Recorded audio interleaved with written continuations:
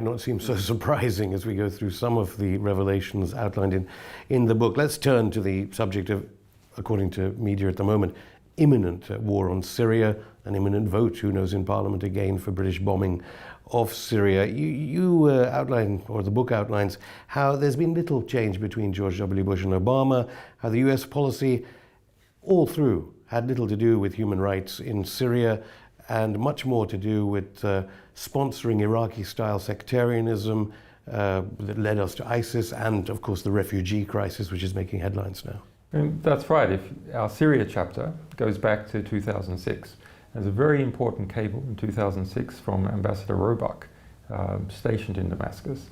And he writes back discussing a plan for the overthrow of the Assad government in Syria.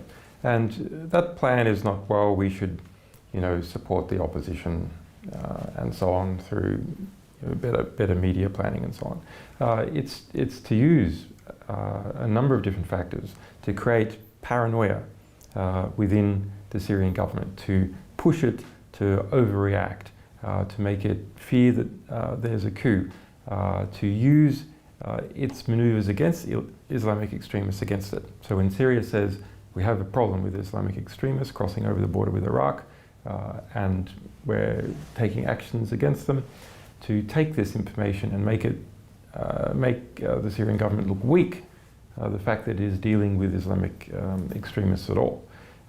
And then, most seriously, to foster tensions between Shiites and Sunnis. In particular, take rumours which they know to be false, and say in the cable they know to be false or exaggerations, and promote them, that Iran is trying to convert poor Sunnis and to work with Saudi and Egypt to foster that perception in order to make it harder for Iran to have influence and also harder for the government to have influence in the population. This man Roebuck, now ambassador to Bahrain, so caught there, deliberately trying to foster the kind of destruction that's led to the refugee crisis. I mean, there's a number of cables speaking about it in the Syrian chapter, but that particular cable, it is really quite concerning. I mean, often cables are written in such a way where you have to read between the lines or look what is not said. In this particular cable, it's just all hanging out, a whole lot of Machiavellian schemes to overthrow the Syrian government.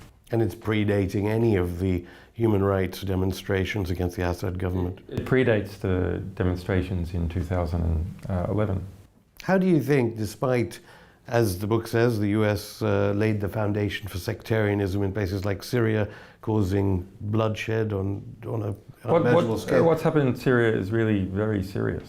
I mean, there's hundreds of thousands of people now dead in Syria. But some countries managed to still succeed despite the destabilization by all these agencies, Iran, Venezuela, Ecuador, we're in the embassy here. How do these countries seem to be able to work their way through it, unlike the Syrian government? Well, I mean, the Syrian government has managed to survive just. I think you need to look at regional alliances. Part of the problem in Syria is you have a number of US allies surrounding it, principally Saudi and Qatar, that are funneling in weapons. Turkey as well, a very serious actor, who each have their own hegemonic ambitions in the region.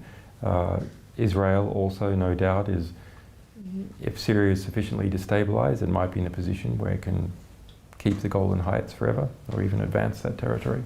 So you've got a number of players around Syria that are looking to bite off pieces. Whereas in Latin America, if you look at Ecuador, for example, it has relatively supportive states around it. Same with Venezuela, relatively supportive states.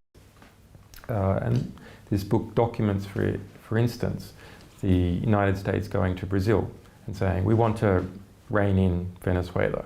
We want to isolate Venezuela. We think Venezuela is a problem for the region. And Brazil saying, no, our relationship with Venezuela is important. It's an important regional player. We don't want to compromise that relationship by doing anything against Venezuela. Okay, the book